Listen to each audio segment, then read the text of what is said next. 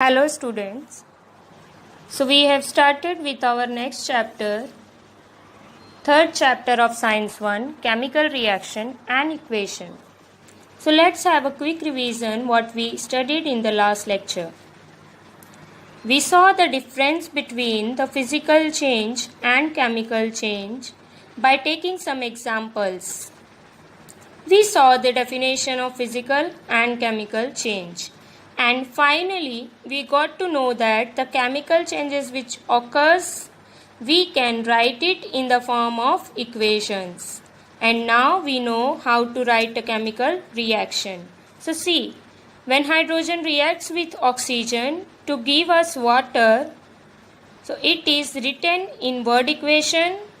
Now see how to write it in chemical equation form. H2 plus O2 gives H2O. One experiment is there in your syllabus by which we will get to know how chemical change occurs. What we have to do is, we have to take one conical flask and we have to take sodium chloride in it. Now in a test tube, take silver nitrate solution. Then we have to tie a thread to a test tube and insert it carefully into the conical flask. Now we have to make the conical flask airtight by fitting a rubber cork. Now weigh the conical flask with the help of a balance. Now we have to tilt the conical flask and mix the solution present in the test tube with the solution in the conical flask. Weigh the conical flask again. Now we have to observe what are the changes we are finding. Did any insoluble substance form? Now what we observe by this experiment is, first, sodium chloride means NaCl reacts with silver nitrate AgNO3 to form insoluble substance, that is white precipitate of silver chloride AgCl in sodium nitrate solution. Second, we observe there is no change in the weight. A word equation is written for the above activity as shown below. Silver nitrate plus sodium chloride gives silver chloride plus sodium nitrate. The above word equation is represented by the following chemical equation.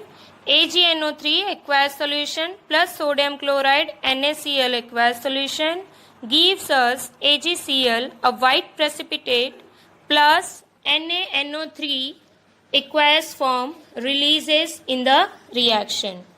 See, for understanding the correct meaning of chemical reaction, there should be a proper chemical equation in a proper balanced form. So next is how to balance a chemical equation. What do you mean by balance and unbalanced equation? A number of atoms of each element in the reactants in the equation is same as the number of atoms of those elements in the product. Such an equation is called balance equation. If the number of atoms of each element is not the same on the two sides of an equation, it is called an unbalanced equation.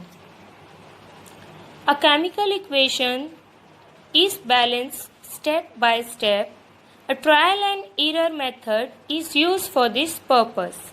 So consider the following equation as an example. Sodium hydroxide plus sulfuric acid gives sodium sulfate plus water.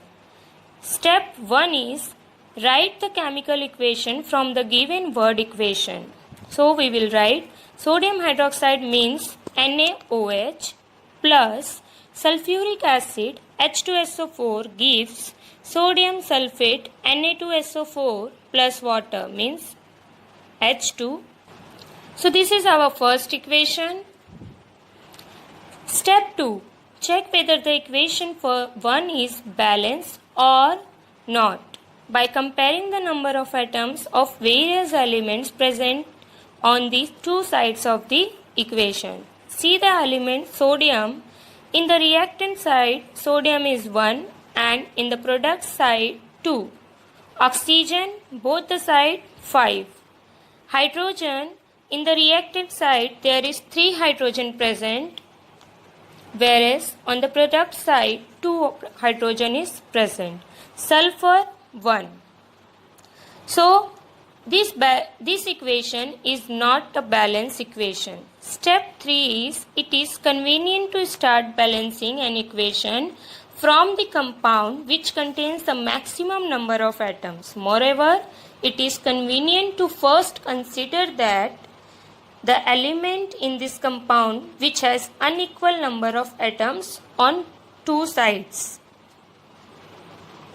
Now put the number same as in the product. We find that equation 1 is not balanced as the number of oxygen and hydrogen atoms are unequal on the two sides. First, balance the hydrogen number as it requires a smaller factor. Apply a factor 2 to the product H2O for balancing the equation. Now write down the resulting equation.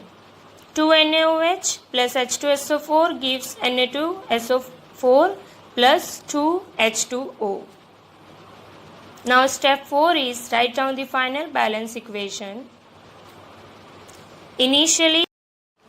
Now see some example how I am balancing the equation in the video, then you will get a clear idea about it. So let's take an example of water and form a balanced chemical equation. Hydrogen reacts with oxygen to form water, and see this equation is unbalanced because the number of oxygen atom in the left is not equal to the number of oxygen atom in the right. Then the question comes how to balance it. So let's go step by step and get to know how to balance it. As the first step, write down all the elements and compounds like this, how I have written. Next we are seeing it, the number of oxygen atom in the reactant side is not equal to the product side. So it's 2 on the left and 1 on the right. As there is 1 atom on the right and 2 on the left, we multiply H2O with 2. See what we here is getting is partially balanced equation. The number of oxygen atom on right is 2 and there on left is also 2. One important thing you should always remember that you can't change the whole compound involved in the reaction, which means to balance the oxygen atom you cannot write H2O as H2O2. This would be incorrect. Let's go back to the partially balanced equation. The number of oxygen atom in each sides is balanced now. But what about hydrogen? When we multiply this compound by 2, what happens? The number of oxygen atom becomes equal on each side but hydrogen not. The number of hydrogen on right side become 4 and hydrogen on the left is 2. So how you think you can balance the hydrogen now? We can multiply the hydrogen on left side with 2 to get this equation, balance equation. Now check the equation is balanced now. Verify it. Yes, the answer is yes, the equation is balanced. So we simply multiply the appropriate element or compound as necessary to balance each and every element.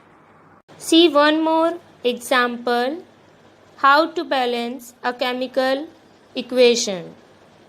So in first step, we will count the atoms of each side of the equation.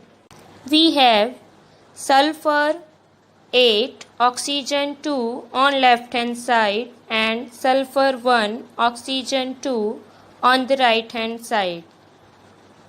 Always remember, if in the element the number is not written, that we consider as 1. See in the product sulfur is written as S, so we will consider the number of sulfur atom 1. Now the step 2. Always remember for the balancing you can only change the coefficients. The subscript cannot be changed.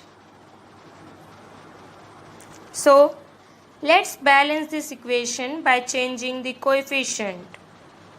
We can see there is 2 oxygen on each side, but sulfur atom we can see it is 8 on the reactant and 1 on the product. We can change the coefficient of sulfur of right side by putting 8. That times 8 sulfur. But see the oxygen, it becomes 8 into 2 means 16. So for fixing the sulfur, the oxygen get unbalanced. Now we will change the coefficient of oxygen in reactant. So now we have a equation balanced.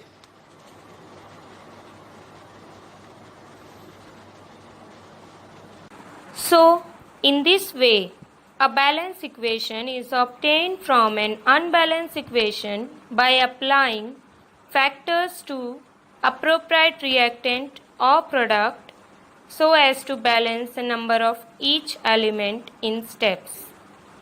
Further information of this chapter we will do in our next lecture. Thank you all.